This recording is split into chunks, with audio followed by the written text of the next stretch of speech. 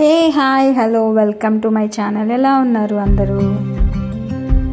ఇది వచ్చి Thursday morning అనమాట. పూజ చేసుకున్నాను తులసికోట. ఇంకా కిందకి వెళ్ళాను అనమాట. గార్డెన్లో చూడండి ఎంత బాగున్నాయి కాయలు. సో అలా షూట్ చేసుకున్నాను సరదాగా. కాయలు బాగా ఉన్నాయి అని చెప్పి. ఇలాంటివి చూసినప్పుడు మనసుకి చాలా ఆహ్లాదంగా హ్యాపీగా అనిపిస్తుంది అనమాట.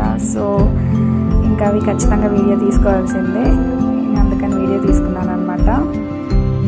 సో ఈరోజైతే మార్నింగ్ నుంచి ఆఫ్టర్నూన్ వరకు ఏం చేశాను అనేది వీడియో తీయలేకపోయాను. సో ఇది ఆఫ్టర్నూన్ బ్లాగ్ అనమాట. సో హస్బెండ్ వచ్చారు. హస్బెండ్కి లంచ్ ప్రిపేర్ చేసేసరికి ఇంకా నాకు వీడియో పెట్టడానికి కుదరలేదు. సో ఆయన అయితే లంచ్ చేస్తున్నారనమాట. సో బయటకు వెళ్ళాము. ఇంక ఇంట్లోకి సరుకులు తెచ్చామన్నమాట. దివికి బ్యాగ్ జిప్ ఫెయిల్యూర్ అయింది. సో వాడి కోసం కొత్త బ్యాగ్ తీసుకొచ్చాను. చూడండి ఎలా పోజిటివ్ కొట్టి మరీ చూపిస్తున్నాడు.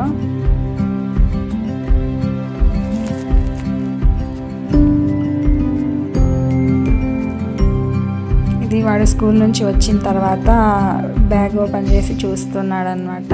తర్వాత బ్యాగ్ అయితే ఇంకా ఖాళీ చేసి కొత్త బ్యాగ్లో అయితే పెట్టుకున్నాడు బుక్స్ అన్నీ. ఇకైతే ఇంకా నా పనుల్లో నేను వచ్చేసాను అనమాట. కిచెన్లోకి వచ్చాను. ఇంకా తెచ్చిన సరుకులన్నీ సర్దుకోవాలి కదా. సో అలా చేస్తున్నాను అనమాట.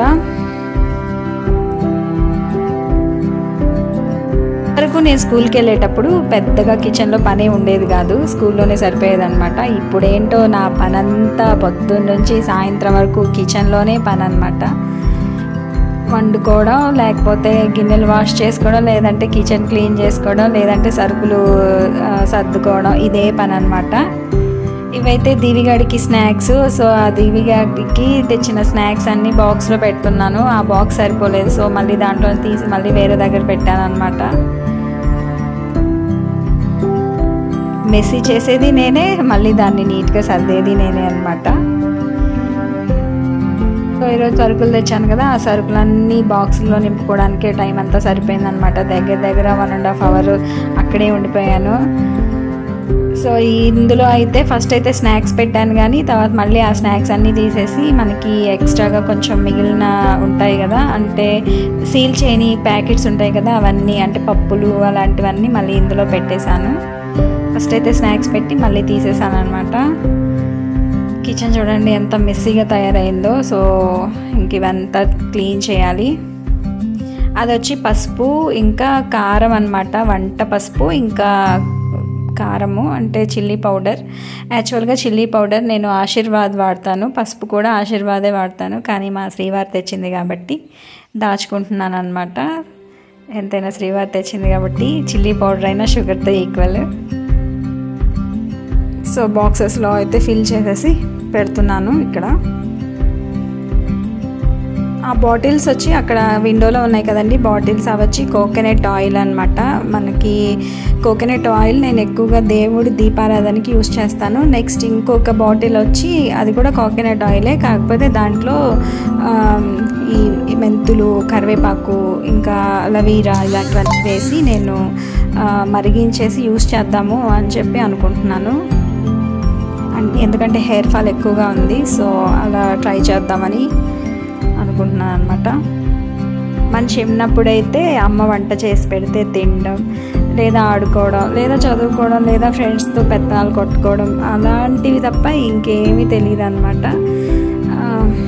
అమ్మ ఏదైనా పని చెప్తే కూడా ఆ పని చేయడానికి ఎంత బద్ధకంగా ఫీల్ అయిపోయేవాళ్ళం అనమాట. ఇప్పుడు ఆలోచిస్తుంటే అర్థమవుతుంది మన అమ్మ వాళ్ళు మన కోసం ఎంత కష్టపడ్డారు అని చెప్పి. మనకు కావాల్సిన వంటలన్నీ చేసి పెట్టేవాళ్ళు, మనకు కావాల్సిన స్నాక్స్ అన్నీ చేసి పెట్టేవాళ్ళు, మనకు కావాల్సిన డ్రెస్సులు కానీ మనకు కావాల్సిన అన్నీ వాళ్ళ దగ్గర చూసుకునేవాళ్ళు. వాళ్ళు మనతో ఉన్నప్పుడు, మన పక్కన ఉన్నప్పుడు మనకు అర్థం కాదు వాళ్ళ వాల్యూ. వాళ్ళు మన దగ్గర లేనప్పుడు మాత్రమే వాళ్ళ వాల్యూ ఏంటో అనేది అర్థమవుతుంది. పేరెంట్స్ మనల్ని లవ్ చేసినంత జెన్యూన్గా ఇంకెవరు లవ్ చేయరని నా అభిప్రాయం. మీరేమంటారు? నాకు పర్సనల్గా అయితే మా అమ్మ ఉన్నంత వరకు నాకు అసలు ఏ పనులు రావన్నమాట. మా అమ్మ వెళ్ళిపోయాకే నాకు పనులన్నీ వచ్చాయంటే అది కూడా 50% పూర్తిగా అన్నీ రావు. ఇప్పుడు ప్రజెంట్ ఎవరైనా మిస్ అవుతాను అంటే మా పేరెంట్స్ని మిస్ అవుతూ ఉంటాను అనమాట.